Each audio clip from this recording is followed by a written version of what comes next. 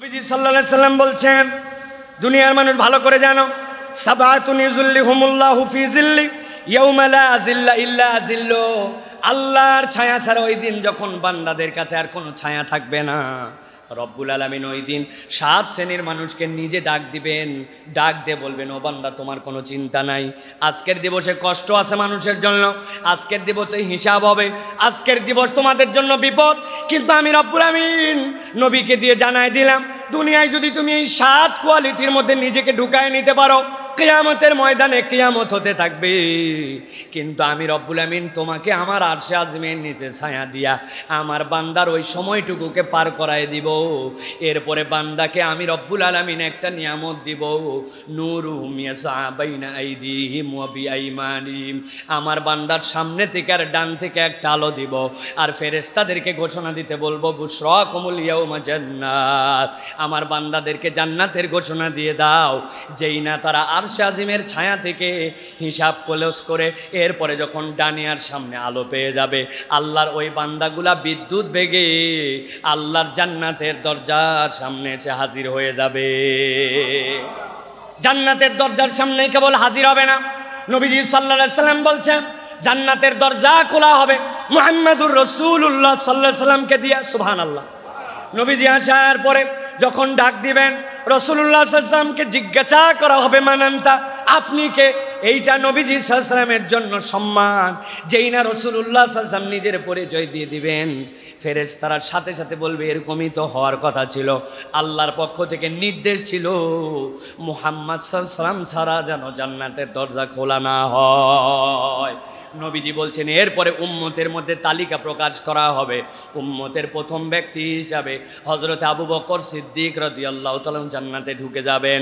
এরপরে যখন ধারাবাহিকভাবে উম্মত আসবে, উম্মত আসার পরে জান্নাতের দরজার সামনে দাঁড়ায়, জান্নাতে শুধু সরসর করে ঢুকে যাবে না, জান্নাতের দরজার সামনে দাঁড়ানোর পরে উম্মত জিজ্ঞাসা করবে, ও জান্নাতীরা, আজকে তোমরা যারা জান্নাতে আমাদেরকে সুবাসিস জানাচ্ছ, ওয়েলকাম জানাচ্ছ, আমরা আগে জিজ্ঞাসা করতে যাই, তুমি যে তোমার জান্নাত আমাকে নিতে চাও, তোমার জান্নাতে কি কি নিয়ামত আছে আমাকে আগে জানাও।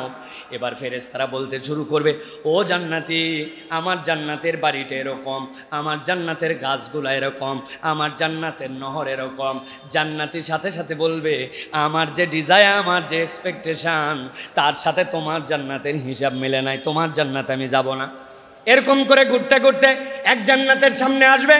এরপরে জান্নাতের ফেরেশতা যখন তাকে সব নিয়ামতের বিবরণ জানাবে, সাথে সাথে সে বলবে, হ্যাঁ মিলে গেছে, আমার নবী তো দুনিয়ায় থাকতে আমাকে নির্দেশ দিয়েছিলেন, যদি তুমি জান্নাত চাও ফাসআলিল জান্নাতাল ফিরদাউস, আল্লাহর কাছে জান্নাতুল ফিরদাউস চাও। আজকে আমার সামনে আলো, ডানে আলো, আল্লাহ আমার হিসাব সহজ করে দিয়ে জান্নাতের ঘোষণা দিয়েছেন। আমি তো যেমন তেমন জান্নাতে ঢুকতে পারি না, আমি আল্লাহর কাছে যে জান্নাতের কামনা করেছি তোমার বর্ণনার সাথে মিলে গেছে। এরপরে বান্দা জান্নাতুল ফিরদাউসে প্রবেশ করে ফেলবে। আল্লাহ রাব্বুল আমিন বলছেন, হে রাসূল, আপনি জানায় রাখেন, ওই যে জান্নাতে ঢোকা আর এই হিসাব, এর মধ্যে পিরিয়ডের যেই কষ্টটুকু, এই কষ্ট থেকে আপনার উম্মত যদি বাঁচতে চায়, তাহলে যেন আপনার দেওয়া নির্দেশ অনুযায়ী 7টা তালিকা যেইটা দিলাম, এই তালিকার মধ্যে নিজের নাম ঢুকায় নেয়। নবীজি বলছেন, 1 নম্বর, আল্লাহ রাব্বুল আমিন জানিয়েছেন হাসরের ময়দানে আল্লাহর নিশ্চিত ছায়া পাবে সে, যার একটা কোয়ালিটি থাকবে, ইমামুন আদেল। দুনিয়ার বুকে ন্যায় পরায়ণ একজন ইমাম, দুনিয়ার বুকে ন্যায় পরায়ণ জাজ, দুনিয়ার বুকে যার কাছে বিচারের ফয়সালা আসে, যার হাতের মধ্যে জাজমেন্ট করার জন্য দায়িত্ব আসে, এমন সময় সে 2 নম্বর করে না, এমন ইমাম যে আদালতপূর্ণ, তার ভারসাম্যপূর্ণ, তার সাধ্য অনুযায়ী বিচার করে। এইটার উপরের ব্যাখ্যা আছে, নিচের ব্যাখ্যা আছে। ইমামুন আদেল এর সবচেয়ে বড় ব্যাখ্যা হচ্ছে রাষ্ট্রের যিনি দায়িত্বশীল থাকবেন, রাষ্ট্রের যিনি দায়িত্ব, যার উপর আল্লাহ রাব্বুল আমিন এই রাষ্ট্রের দায়িত্ব ন্যস্ত করেছেন, তাকে আদালতের পরাকাষ্ঠায় উত্তীর্ণ হতে হবে, ইমামুন আদেল হতে হবে। দ্বিতীয় ব্যাখ্যা, যে যার জায়গা থেকে আদালত করার জন্য যখন আল্লাহ রাব্বুল আলামিন তাকে ফাইসালা করার মতো জায়গায় দান করবেন, সেই জায়গা থেকে তাকে ন্যায়নিষ্ঠ হতে হবে। আপনি যেই জায়গায় আপনার আদালত, সেই জায়গায় আপনাকে প্রতিষ্ঠিত করতে হবে। আমি সমালোচনা করি যে জজ কোর্ট, হাইকোর্ট, সুপ্রিম কোর্ট এগুলাতে 2 নম্বর হয়, বিচারের নামে তামাশা হয়, মিথ্যা মামলা হয়, মিথ্যা সাক্ষী হয়, এইগুলার আমরা সমালোচনা করি। তারা আল্লাহর কাছে হিসাব তাদেরকেও দিতে হবে। কিন্তু যে সমালোচনা করে ওই সমালোচকও অনেক সময় নিজে ইমামুন আদেল হতে পারে নাই। বলে হুজুর আমি তো ইমামই না, আদেল হব কেমন করে? আপনার আব্বা মারা গেছিল, যাওয়ার সময় আপনার জমি জমাগুলা বলে দিয়ে গিয়েছিল যে বাবা মিরাসনামা বন্টন করে যেতে পারলাম না, তুমি তোমার ভাই বোনের মধ্যে ইনসাফ মতো বন্টন করে দিও। উনি এমন ইনসাফ করছে, 50 বছর বাপ মরা পার হয়েছে, আজ পর্যন্ত বোন জমি ঠিক মতো বুঝে পায় নাই। এরকম ইনসাফ করা লোক আমাদের মহল্লায় আছে না ভাই? বাংলাদেশে আছে তো ভাই না? হজের পরে হজ করে ফেলছে, বিরাট বড় তিনি ইনসাফকারী। সরকারের জমির উপরে সানসেট ঠেলে বের করে দিছে, বাউন্ডারি ওয়াল ঠেলে বের করে দিছে, মসজিদের আবার আজীবন দাতা সদস্য আছে না ভাই? কি ইনসাফ উনি করছে আপনি জানেন না প্রিয় ভাইরা। ইমামুন আদেল, ইমামুন আদেল মানে কেবল ওই রাষ্ট্রপতি আর কেবলমাত্র বিচারপতি নয়, তারা সর্বোচ্চ লেভেলের। কিন্তু আল্লাহ আপনাকে যেই জায়গাতে বিচার করার মতো জায়গা দিয়েছে ওই জায়গাতেও আপনাকে আদালত করতে হবে প্রিয় ভাইরা। অতএব যে যার জায়গা থেকে, রাসূলুল্লাহ সাল্লাল্লাহু আলাইহি ওয়াসাল্লামের কাছে একজন সাহাবী আসছে, এসে বলছে ইয়া রাসূলুল্লাহ, আমার এই ছেলেটাকে আমি খুব পছন্দ করি, আমার ছেলের জন্য আমি একটা খাদেম রেখে দিছি। নবীজি বলেন এদিকে আসো, তোমার ছেলে মেয়ে কয়জন? বলে ইয়া রাসূলুল্লাহ আলো ছেলে আছে। বলে তুমি কি তোমার সব ছেলের জন্য খাদেম রাখছো? বলে না ইয়া রাসূলুল্লাহ। বলে হয় সকল ছেলের জন্য খাদেম রাখো, না হলে এই ছেলের যে খাদেম এটাকে সরাই দাও, নচেত তুমি তোমার সন্তান হওয়ার পরেও, তোমার টাকায় খাদেম রাখার পরেও তুমি তোমার সন্তানদের মধ্যে আদালত কায়েম করতে পারো নাই। সুবহানাল্লাহ। কি বিচার, কে ন্যায় নিষ্ঠতা! রাসূলুল্লাহ সাল্লাল্লাহু আলাইহি ওয়াসাল্লাম এটা আমাদেরকে শিখিয়েছেন। অতএব আমার যে জায়গাতে আদালত কায়েম করার মতো একটু প্লেস থাকবে, একটু পরিবেশ থাকবে, আপনাকে মনে রাখতে হবে আমাকে ইনসাফ কায়েম করতে হবে। 2 নম্বর করার কোনো সুযোগ নাই। এটা যদি করি, আল্লাহ রাসূল সাল্লাল্লাহু আলাইহি ওয়াসাল্লাম বলছেন হাসরের ময়দানে তোমার টেনশন করতে হবে না, আল্লাহর ফেরেশতা তোমার ঘাট ধরে নিয়ে এসে আল্লাহর আরশে আজিমের ছায়ার নিচে তোমাকে বসায় দিবে। সুবহানাল্লাহ। অতএব প্রিয় ভাইয়েরা, এই যে আদালত করার মানসিকতা, ইনসাফ করার মানসিকতা, এটা হৃদয়ের মধ্যে ধারণ করে নিতে হবে প্রিয় ভাই। নিজেদের আত্মসমালোচনা করতে হবে, আমার কোন জায়গায় গ্যাপ আছে, আমি আসলে 2 নম্বর এরকম কিছু করে ফেলছি কিনা। এরকম যদি না হয় তাহলে আল্লাহর কাছে আমাদেরকে ধরা খেতে হবে প্রিয় ভাই। আল্লাহ আমাদেরকে বোঝার তৌফিক দান করেন, বলেন আল্লাহুম্মা আমিন। 2 নম্বরে সংক্ষেপে বলছি, আল্লাহ রাসূল সাল্লাল্লাহু আলাইহি ওয়াসাল্লাম বলছেন ওয়াশাবুন নাশা ফি ইবাদাতিল্লাহি তাআলা। আর এমন যুবক, যেই যুবক তার যৌবন কালটাকে আল্লাহ রাব্বুল আলামিনের ইবাদতের মধ্যে নিমজ্জিত রেখেছিল। সুবহানাল্লাহি বিহামদি। আমরা যেরকম মনে করি যে কি ব্যাপার ভাই, মুখে আপনার দাড়ি নেই কেন? কি ব্যাপার ভাই, এখন পর্যন্ত আপনি নামাজ কালাম পড়েন না কেন? কিরে ভাই, আপনি এখন পর্যন্ত মসজিদ মুখী হলেন না কেন? বলে আমার আব্বা বিয়ার পরে, আমি হওয়ার পরে 40 বছর হওয়ার পরে আমার ফ্যামিলিতে নামাজ পড়ছে, আল্লাহ দিলে এখনো বয়স হয় নাই, বয়স হওয়ার পরে এরপরে আমিও নামাজ কালাম ধরবো। আমাদের অনেকের টেন্ডেন্সি, মেন্টালিটি এরকম আছে। কিন্তু আল্লাহ বলছেন এই মেন্টালিটিটা ভালো মেন্টালিটি নয়। তুমি যদি হাসরের দিনে অটোমেটিক আল্লাহর আরশের ছায়ার নিচে তোমার স্থান পেতে চাও, আল্লাহ রাব্বুল আমিন বলছেন ওয়াশাবুন নাশা ফি ইবাদাতিল্লাহি তাআলা, তার যৌবনকালটা সে এলোমেলো কাটায় নাই, আল্লাহর ইবাদত, আল্লাহর নির্দেশিত পথে সে তার যৌবনকাল পার করছে। ওই যুবকের কোনো চিন্তা নাই, ওই যুবক যখনই মারা যাক আল্লাহ রাব্বুল আলামিন আরশে আজিমের ছায়ার নিচে ওই যুবকের জন্য জায়গা দিয়ে দিবেন। সুবহানাল্লাহ। অতএব আমার তরুণ, আমার যুবক, আমার প্রিয় ভাইয়েরা, আপনাদের জন্য বলবো কাল ক্ষেপণ করে সময়ের আবরণে নিজেকে ঢাকায় রেখে অপেক্ষার প্রহর গুনায়ে আমরা যেন নিজেদের জীবনকে নষ্ট না করি। এই যুবককাল এটা হচ্ছে আমাদের জন্য বিরাট নিয়ামতের সময়, এই যৌবন আমাদের জন্য বিরাট নিয়ামতের সময়। অনেক মুরব্বী আছে দেখবেন আপনারা, আসরের নামাজের পরেও মসজিদে বসে থাকে, মাগরিব পর্যন্ত বের হয় না। আছে না ভাই? আছে না? আহা, কি জন্য বসে থাকে বলেন তো ভাই? জানেন আপনি, ওই মুরব্বীর আর কোনো কাম নাই। রাগ করেন না, আলহামদুলিল্লাহ সব মুরব্বীও বসে থাকতে পারেন না। যিনি বসে থাকেন তাকে আমি ক্রিটিসাইজ করছি না, আল্লাহ তার ইবাদত কবুল করেন, কিন্তু আসলে ওনার করার মতো কিছু নাই। আর আসরের পরে আমার কাছে করার মতো যত কিছু আছে ওই মুরব্বী কেমনে করবে? কিন্তু আল্লাহর বান্দা ওই সময় দিয়েছে আল্লাহর জন্য, সে আল্লাহর জন্য তার সময়কে ডেডিকেটেড সময়কে আল্লাহর জন্য সে ওয়াকফ করে দিছে। মুরব্বী একটা বাড়ির থেকে এখন মসজিদে থাকাই তার কাছে ভালো লাগে, এই জন্য রমজান মাসে শেষে এতেকাফ করে। আরেকটা ইয়াং রমজানের শেষ দিনে তার বাজার আছে, সদাই আছে, তার চুল কাটা আছে, তার আধুনিক পোশাক কেনা আছে, ঈদ মার্কেটিং আছে, সবগুলাকে বাদ দিয়া ওই যুবক আল্লাহর জন্য ডেডিকেটেড হয়ে ওই যুবক মসজিদের মধ্যে এসে রমাদান মাসে আল্লাহর জন্য ইতিকাফ পালন করছে। এটা এত সোজা কাজ নয়। আল্লাহর নবী বলছেন এটা এমন কাজ যেই কাজের বিনিময়টাও সোজা নয়। যেই যুবক আল্লাহর জন্য তার যৌবনের ইবাদতে ব্যয় করছে, আল্লাহ আরশে আজিমের নিচে তার জন্য একটা ছায়ার স্থান সংরক্ষণ করবেন। সুবহানাল্লাহ। এই জন্য আমার প্রিয় তরুণ, আমার প্রিয় যুবক, ইবাদতের যেইগুলা ফরজ এইগুলো কখনো ছাড়বেন না। দুইটা ইবাদত তরুণদের জন্য গুরুত্বপূর্ণ, দুইটা, মাত্র দুইটা, মাত্র দুইটা। এক নম্বর সালাত, আর দুই নম্বর বাপ মায়ের কথা শোনা। বাকি ইবাদত সবগুলো আপনার জন্য, আর ইবাদতই নাই তো আপনার জন্য। আর হিসাব মিলায় দেখেন, আপনি এখনো এমন পরিমাণ কামাই করেন নাই যে আপনার যাকাতের হিসাব বের করতে হবে। আপনি এখন পর্যন্ত এমন পরিমাণ এঙ্গেজমেন্ট আপনার অন্য জায়গায় হয় নাই যে যেইগুলোতে আপনার অধীনস্থদের বাস বিচারে এই এর মধ্যে যেতে হবে। আপনার ইবাদতই দুইটা, আজান হয়েছে, মসজিদের সাথে আপনার সম্পর্ক, আপনি নামাজ ছাড়েন না। আর দুই নম্বর ওয়াকাদা রাব্বুকা আল্লা তা'বুদু ইল্লা ইয়্যা ওয়া বিল ওয়ালিদাইনি ইহসানা, বাপ মায়ের কথা শুনে চলেন। এই দুইটা নিয়ম যদি আপনি আপনার 18 থেকে শুরু করে 35 পর্যন্ত আপনার লাইফে প্র্যাকটিস করতে পারেন, আল্লাহ আপনার জীবনকে বিরাট রঙিনভাবে উদ্ভাসিত করে দেবেন ইনশাআল্লাহ। এইটা আপনার জন্য লাগবে প্রিয় ভাইরা। তরুণরা একটু খেয়াল করে দেখেন, কথায় বললেই তো স্যারের কথা মনে হয়। আব্দুল্লাহ জাহাঙ্গীর রহমাল্লাহ বলতেন যে আমার কাছে এসে অনেকেই বলে যে স্যার আমি তো পরিবারকে না জানায় বিয়ে করে ফেলছি, আমি পরিবারকে না জানায় কোর্ট ম্যারেজ করে ফেলছি, এখন আমার এই বিয়ে বৈধ না অবৈধ? স্যার বলেন যে ওই ছেলেটার দিকে তাকায়া আমার মনের মধ্যে বড় মায়া হয়। কেন মায়া হয়? বলবেন ও বিয়ে করে ফেলছে এই জন্য মায়া হয়। বলে না, দেখো এই ছেলেটা এমন একজনের সাথে সম্পর্কিত হয়েছিল, সম্পর্কটা তার হারাম ছিল, সম্পর্কটা তার অবৈধ ছিল, কিন্তু পারিপার্শ্বিকতায় সে একটা গুনার মধ্যে পড়ে গেছে। কিন্তু তার সমাজ, তার পরিবার, তার আব্বা, তার ফ্যামিলি, তার বন্ধু কেউ তাকে ইমানের পথে উৎসাহিত করে নাই।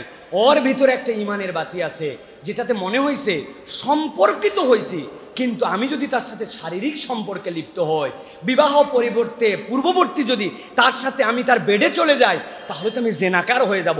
এখন সে তার কামনা আছে ভিতরে, কিন্তু তার ইমান তাকে একটু উস্কায় দেয় যে না এই কাজ করিস না, অন্তত পক্ষে বিয়ে কর, বিয়ে না করলে তুই বাঁচবি না।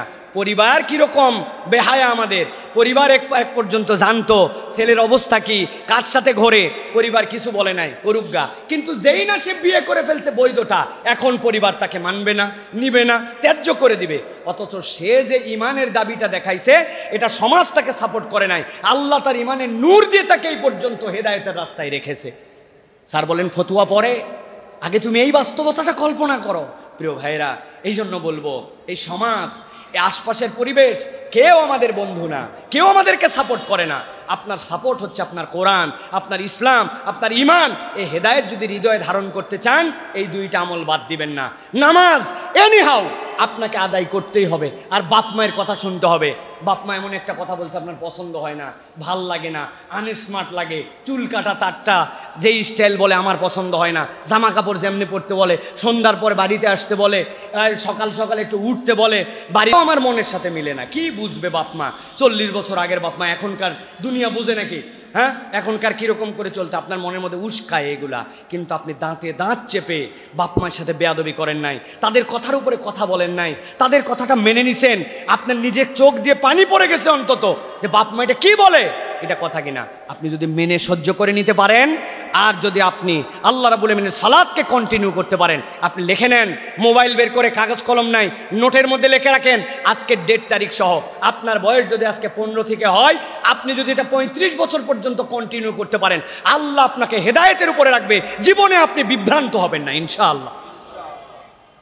এটা আল্লাহ রাব্বুল আমিনের দেওয়া নিয়ামত। অতএব আল্লাহ রাব্বুল আমিন বলছেন ওয়াশাবুন নাশা ফি ইবাদাতিল্লাহি তাআলা। 2 নম্বর এমন যুবক, যেই যুবক তার যৌবনটা আল্লাহর ইবাদতের মধ্যে পার করে দিছে।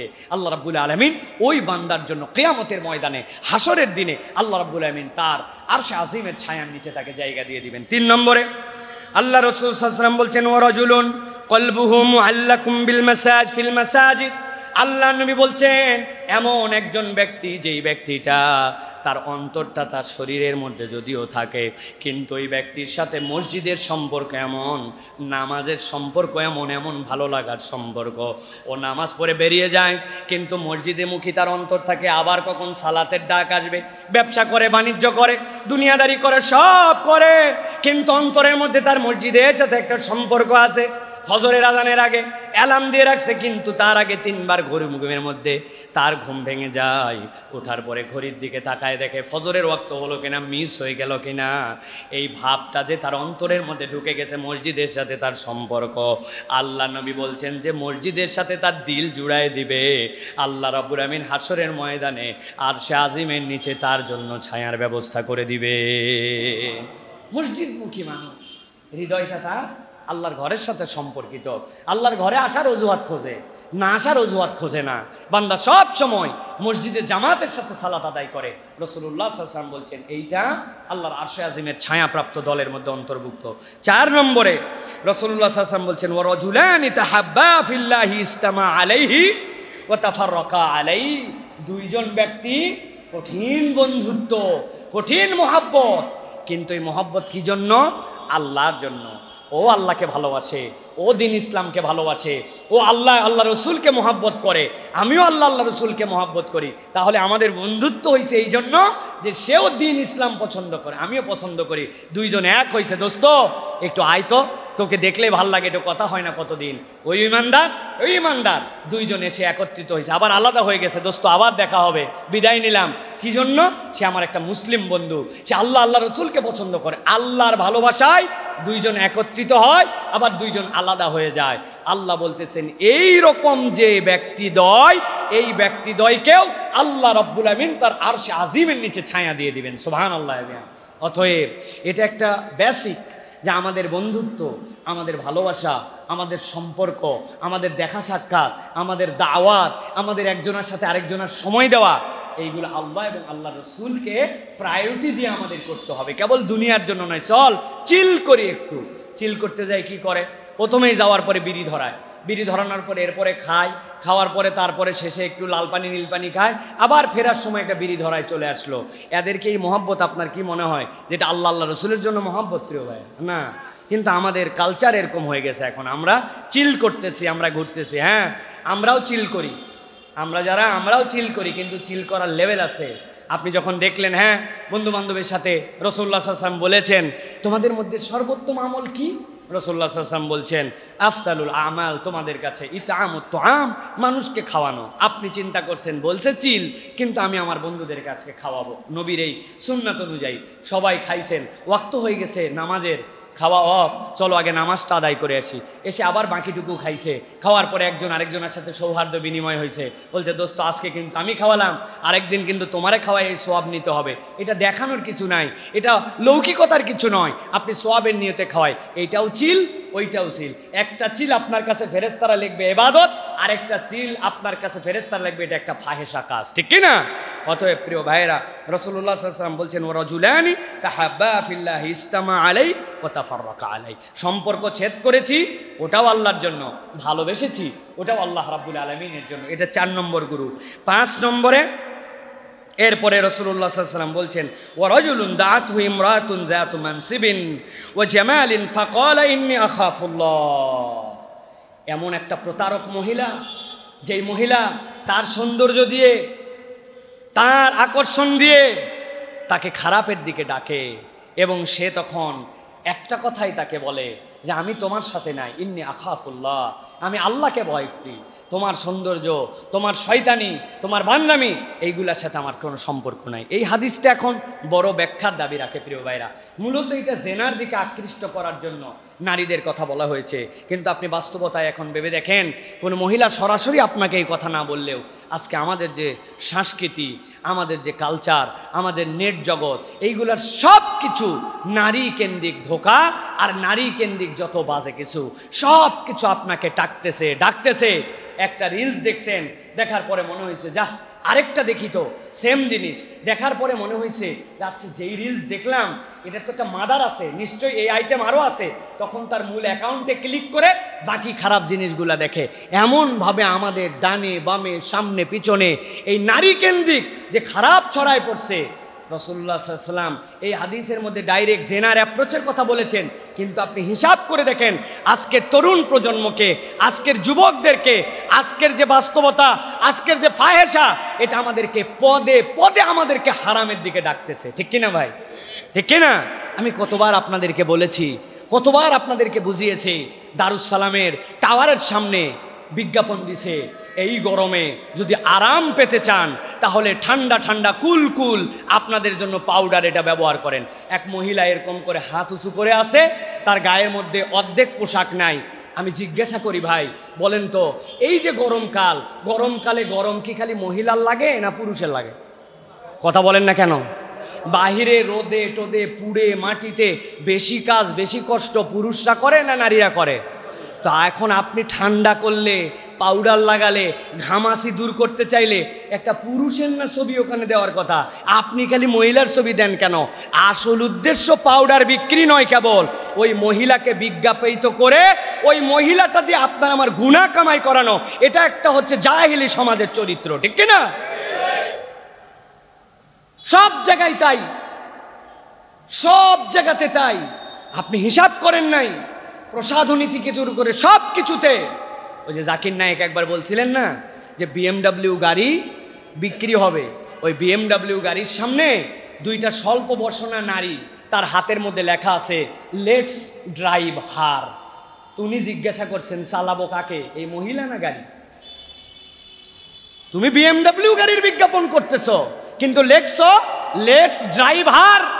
এটা আমার কথা নয়, জাকির নায়েকের কথা। যে ওই মহিলাটা আপনি কেন দাঁড় করাইছেন?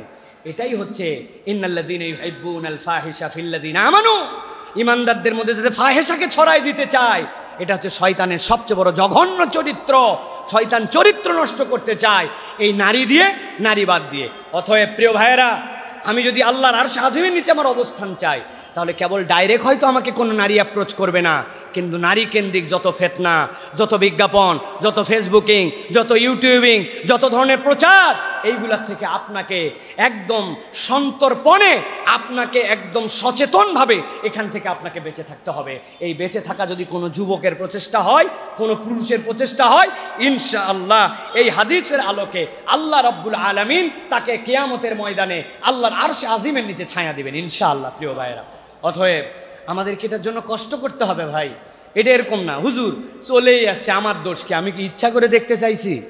ভাই ইচ্ছা করে দেখতে না চাইলেও ইচ্ছা করে আপনাকে বাঁচতে হবে। এখান থেকে বেঁচে থাকাটা আপনার জন্য দায়িত্ব। প্রিয় ভাইরা, সহজ নয়, বলাটা খুব সহজ, বলাটা খুব সহজ, কিন্তু এই আমল করাটা অনেক কঠিন।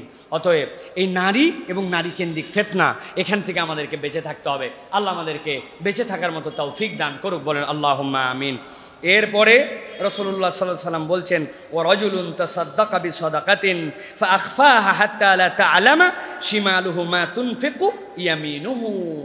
এমন একজন দানবীর, যেই দানবীর কেউ চাইলে দান করে কিন্তু সে তার দানটাকে গোপন রাখে। কেমন গোপন? আল্লাহ নবী বলছেন ডান হাতে দান করে, বাম হাত টের পায় না। সুবহানাল্লাহ। বাম হাত টের পায় না। এইরকম গোপনে কিছু দান, দান সিররা ওয়া আলানিয়া, প্রকাশ্যেও করতে পারি, গোপনেও করতে পারি।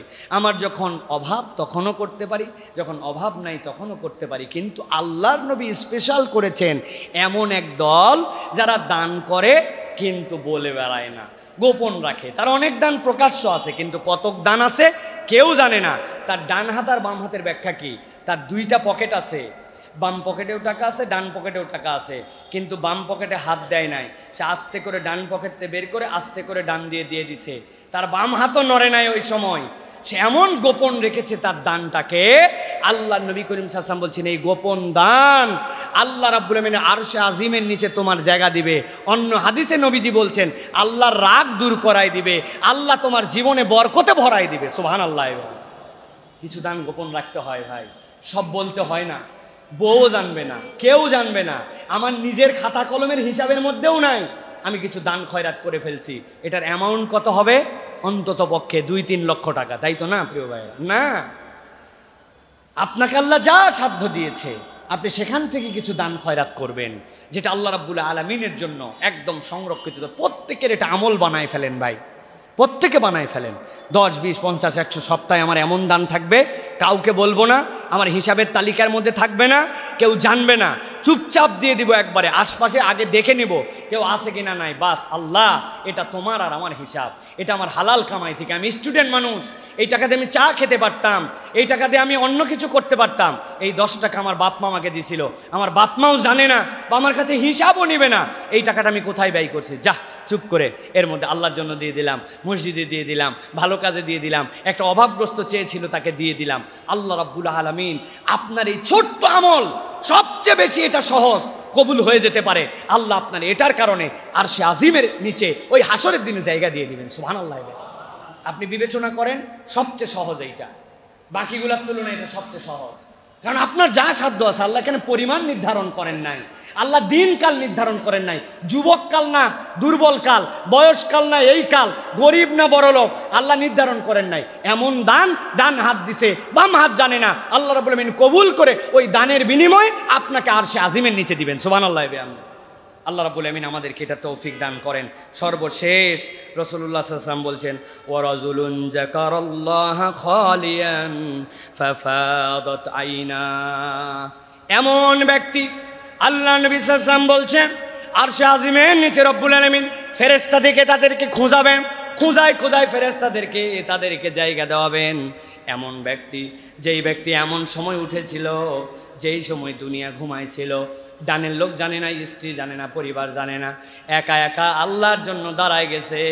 দাঁড়ানোর পরে হাসরের দিনের কথা চিন্তা করছে, নিজের আমল নামার দিকে তাকাইছে, নিজের গুনাহ খাতার কথা মনে করছে, আর সাথে সাথে মনে করছে আল্লাহ সামান্য একটু 40 ডিগ্রি তাপমাত্রা, এইটা সহ্য করতে পারি না। কয়েল ধরানোর জন্য ম্যাচ ধরাইছিলাম, ম্যাচ ডান হাতে আছে, কয়েলের দিকে খেয়াল চলে গেছে, কয়েলটা ধরে কি ধরে না, ধরে কি ধরে না, জ্বলতে জ্বলতে ম্যাচের কাঠিটা এসে 2 হাতের মধ্যে অল্প একটুখানি গরম লাগাই দিছে, হাতের এখানে ফোঁসা পড়ছে, এখানে ফোঁসা পড়ছে, ফেলে দেওয়ার সাথে সাথে কানের লতিতে হাত দিয়ে ঠান্ডা নেওয়ার চেষ্টা করছে। আল্লাহ সামান্য একটু আগুনের একটা ছোট্ট একটুখানি মিলি সেন্টিমিটার, এইটা আমার চামড়ার সাথে লাগলে আমার সহ্য হয় না, গরম আমার সহ্য হয় না। আয় রব্বুল আলামিন, ওই দিন যাওয়ার পরে আমি কেমনে তোমার সামনে দাঁড়াবো, কেমনে আমার বিচার ফায়সালা হলে জাহান্নামে যাব।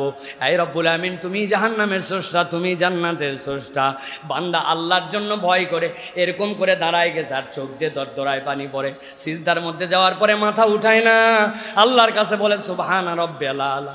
এই রব, আমার 1000 গুনাহ থাকলেও আমার কপাল এখন মাটির সাথে লাগানো, আর মাটির সাথে লাগায় তোমারে আমি কি বলছি রব, সুবহানা রাব্বিয়াল আলা। তোমার বান্দার মাথা যখন একদম মাটিতে, একদম নিচে, তখন ঘোষণা দিয়েছে আমার রব সবচেয়ে উপরে। ওই বান্দার চোখ দিয়ে পানি পড়ে, আল্লাহ বলছেন ফাফা ফাফা ফাফা দত আইনাউ, নবী বলছেন তার চোখ দিয়ে দরদরায় পানি পড়ে আল্লাহ রাব্বুল আলামিনের জন্য। যেই চোখ দিয়ে আল্লাহর ভয়ে পানি পড়ে, আল্লাহর জন্য কাঁদে, আল্লাহ বলছেন এই ব্যক্তিকে রব্বুল আলামিন হাসরের দিনে কষ্ট দিবেন না। আল্লাহর আরশে আজিমের নিচে এই ব্যক্তিকে ফেরেশতা খুঁজে নিয়ে এসে আরামের ব্যবস্থা করে দিবে। আমাদের অন্তরগুলা শুকায় গেছে প্রিয় ভাইরা, চোখ দিয়ে পানি আসে না। খেয়াল করে দেখেন, আমরা আর্টিফিশিয়াল দোয়া, এই দোয়াতে আমাদের অন্তর কাঁদে না। এই জন্য আল্লাহর জন্য একটু সময় বের করতে হবে, আল্লাহর জন্য একটু কাঁদাকাটি করার জন্য চেষ্টা করতে হবে, একটু নিজের জীবনের রিয়ালাইজেশন দাঁড় করাতে হবে, ভেবে ভেবে একটু মাঝে মাঝে এই জন্য একা একা ইবাদত করতে হয়, মাঝে মাঝে একটু গোপনে ইবাদত করতে হয়, তাছাড়া চোখের পানি আসে না। আল্লাহর জন্য আল্লাহ রাব্বুল আলামিনের কাছে একটু দাঁড়াতে হয়। মসজিদের এক কোনায় আমি চলে গেছি, মাদ্রাসার ছাত্র সকলের সাথে ইবাদত হয় না, টুপ করে উঠে পড়ছেন, কেউ জানে না, উঠে কোনার মধ্যে একটু গামছাটা ফেলে দিয়ে আল্লাহর কাছে 2টা রাকাতে দাঁড়ায় গেছে, আল্লাহ আমি তোমার জন্য এলেম অন্বেষণকারী, আমি তালেবে এলেম, রব্বুল আলামিন তোমার জন্য আমার হৃদয়টাকে নরম করে দাও। হাসরের দিনে তোমার কাছে আমি কেমনে দাঁড়াবো, আমাকে তুমি একজন ভালো মানুষ হিসাবে কবুল করে নাও আল্লাহ, আমাকে তুমি তোমার দ্বীনের বুঝটা আমার অন্তরের মধ্যে দিয়ে দাও। আল্লাহুম্মা নাওবির কলবি বিনূরি মারিফাতিকা আবাদানি। আল্লাহ আল্লাহ তুমি তোমার এলেমটা নূর, ওই এলেমটা আমার অন্তরের মধ্যে দিয়ে দাও। আল্লাহর জন্য একটু কাঁদেন, কেবলমাত্র পড়ালেখা করে ভালো ওস্তাদের পিছনে পড়ে আর সব সময় খালি তাকরার করে আপনার এলেম হয় না। এলেমগুলি আল্লাহ রাব্বুল আলামিনের কাছে কেড়ে নিতে হয়, চেয়ে নিতে হয়, কেননা ইলমুন নূরুম মিনাল্লাহ, এই নূরটা আল্লাহর কাছ থেকে আসে, ওর জন্য অন্তরকে প্রস্তুত করতে হয়। আল্লাহ রাব্বুল আলামিনের রাসূল বলছেন, তুমি তোমার জন্য এটা করছো, আর আল্লাহ তোমার জন্য আরশে আজিমের নিচে ছায়ার ব্যবস্থা করে দিবেন। সুবহানাল্লাহ। অতএব প্রিয় ভাইয়েরা, এই 7 শ্রেণীর অন্তর্ভুক্ত আমাদেরকে হওয়ার জন্য চেষ্টা করতে হবে। আবার আপনাদের কাছে একটু রিমাইন্ডার করাই দেই। 1 নম্বরে, আমার যেখানে জাজমেন্ট করার জায়গা আছে সেখানে আমাকে নীতির পরাকাষ্ঠার সর্বোচ্চ রূপ আমাকে দেখাতে হবে। 2 নম্বরে, যুবক বয়সে ইবাদত। 3 নম্বরে, মসজিদের সাথে সম্পর্কিত অন্তর। 4 নম্বর, আল্লাহর জন্য ভালোবাসা, আল্লাহর জন্য বিচ্ছেদ। 5 নম্বর, এমন নারী, এমন কুকর্মের দিকে আহ্বানকারী, সে এটার সাথে যায় না, বরং আল্লাহ রাব্বুল আমিনকে ভয় করে। এরপরে রাসূলুল্লাহ সাল্লাল্লাহু আলাইহি ওয়াসাল্লাম বলছেন, এমন একজন ব্যক্তি যে দান করে, তার ডান হাতে দান করে, বাম হাত জানতে পারে না, মানুষে গোপনে আল্লাহর কাছে দান করার অভ্যাস করে। আর সর্বশেষ, এমন একজন ব্যক্তি যে আল্লাহর ভয়ে তার চোখ দিয়ে পানি পড়ে, আল্লাহ রাব্বুল আমিনের কাছে রোনাজারি করে, এই চোখের পানি তার জন্য জাহান্নামের আগুনকে ঠান্ডা করে দিবে, আল্লাহর আরশে আজিমের নিচে তাকে থাকার ব্যবস্থা করে দিবে। আল্লাহ এই 7 শ্রেণীর ভিতরে আমাদেরকে অন্তর্ভুক্ত হওয়ার তৌফিক দান করুন, বলেন আল্লাহুম্মা আমিন। প্রিয় ভাইয়েরা, এবার 2-3টা বিষয়ের দিকে আপনাদের একটু মনোযোগ আকর্ষণ করব।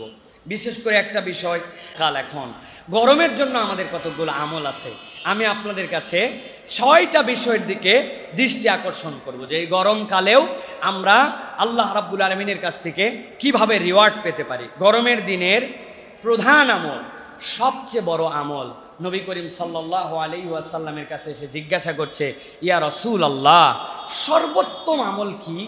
নবী করিম সাল্লাল্লাহু আলাইহি ওয়াসাল্লাম বলছেন, মানুষকে পানি পান করানো। সুবহানাল্লাহ। নবী করিম সাল্লাল্লাহু আলাইহি ওয়াসাল্লাম বলছেন, জাহান্নামে তোমাদেরকে একটা সাদাকা, একটা তোমাদের কবুল ইবাদত, এইটা আল্লাহ রাব্বুল আলামিনের জাহান্নামকে নিভাই দিবে। নবীজি বললেন, আর জানো কি, কবুল ইবাদতের মধ্যে অন্যতম ইবাদত হচ্ছে এক বান্দা যখন আরেক বান্দাকে পানি খাওয়ায়, এই পানি খাওয়াটা একটা আল্লাহর কাছে বড় ইবাদত। সুবহানাল্লাহ। পানি তো সকলের বাড়িতে আসে, আমি তাহলে পানি কেমনে খাওয়াবো? কৌশল অবলম্বন করতে হবে প্রিয় ভাইরা।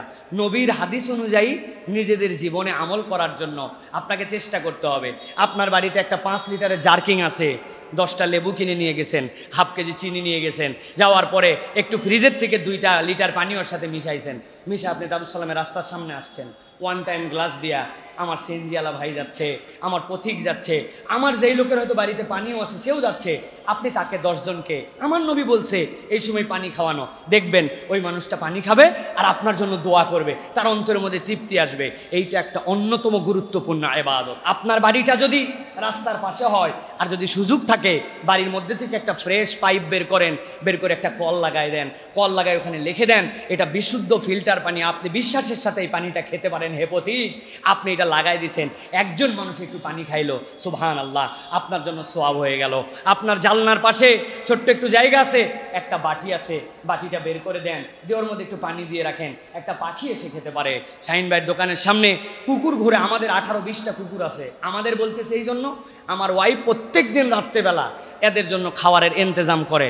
এগুলো হচ্ছে আমার 18টা কুত্তা, একই কালার সবগুলা, বাইরে থাকে, আপনারা দেখবেন এই মহল্লায় ডিস্টার্বও করে খুব, কিন্তু এদের সবগুলাকে আস্তে আস্তে করে আমরা নিয়ন্ত্রণে আনার চেষ্টা করেছি। এই যে সে এটা খাওয়ায়, এই সময় কুকুরের জিহ্বা বেরিয়ে গেছে, আপনি প্রাণীটার জন্য একটা বালতির মধ্যে একটু পানি দিয়ে দিয়েছেন, এসে পানিটা খেয়ে নিছে। পানি খাওয়ানো প্রাণীকে, এটা হচ্ছে গরমের ইবাদত। শীতকালে আপনি চাইলেও এই শরবত দিয়ে আপনি মানুষকে খাওয়ায় তৃপ্ত করতে পারবেন না। অতএব একটা বোতল আপনি পানি মুখে লাগাই খেলেন না, 1 বোতল আমার না হলেও চলে, পেয়ে গেছি আমি 1 বোতল না, আমি একটু উঁচু করে খেলাম, কারো অস্বস্তি হতে পারে এই জন্য। যদিও মুসলমানের এই ঝুঁটা নিয়ে আমাদের কোনো অসুবিধা নাই, কিন্তু আমি অর্ধেক খেয়ে বললাম, ভাই আপনি একটু খান ভাই।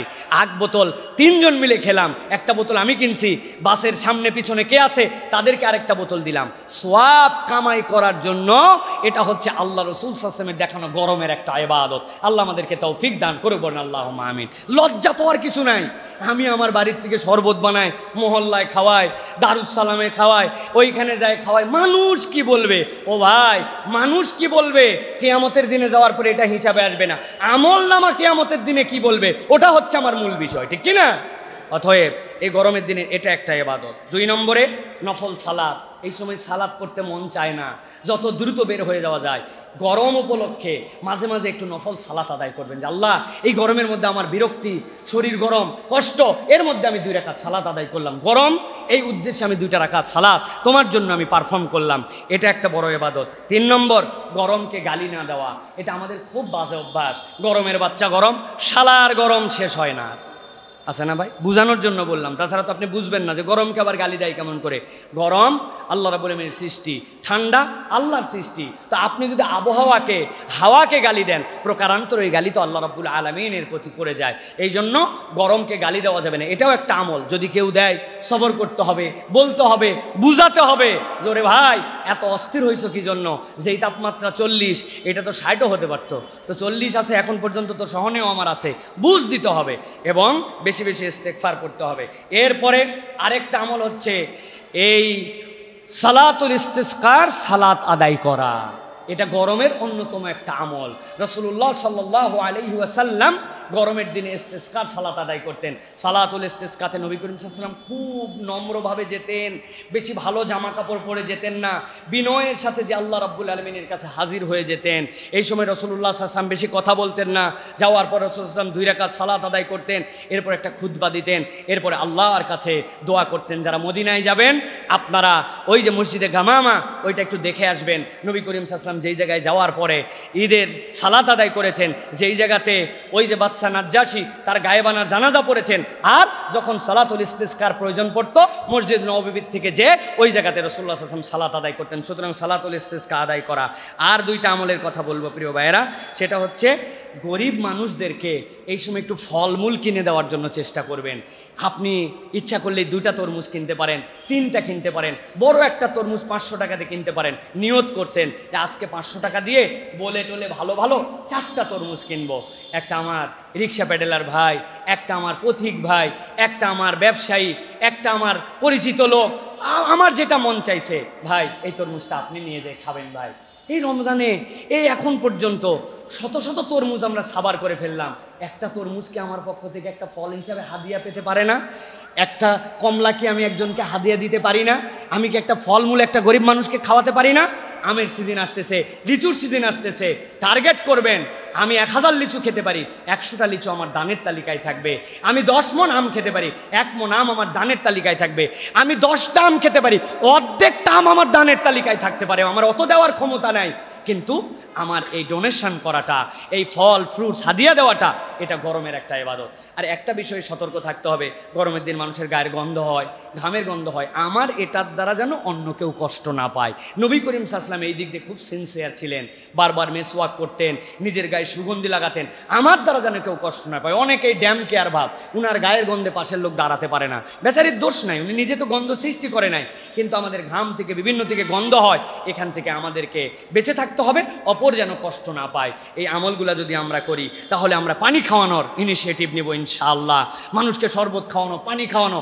আরে ভাই আপনার পাশের লোক জানেন বস্তিবাসী, দুর্বল মানুষ, ওদের বাড়িতে ফ্রিজ নাই, আপনার ডিপটা অনেক বড়, 10টা বোতল আজকে নিয়ে যাবেন, পানি ভরাবেন, 10টা বোতল বরফ করে রাখবেন, সন্ধ্যার পরে দুপুরে আশপাশে বাড়িতে পাঠায় দিবেন যে খালা আপনার বাড়ির পাশে 3টা বাড়ি আছে, ওদের জানি ফ্রিজ নাই, ওদের তো একটু ঠান্ডা পানি খেতে মন চায়, এই 3 বোতল নিয়ে যান, পানি খাওয়ায় বোতল নিয়ে আসেন, আবার কালকে দিব। মানুষ সোয়াব কামাই করে কতভাবে ভাই, আপনি চিন্তা করতে পারবেন না। কৌশলে আপনার সোয়াব কামাই করতে হবে, এটা সৌহার্দ্য বাড়বে, এটা ভালোবাসার সমাজে প্রতিষ্ঠিত হবে।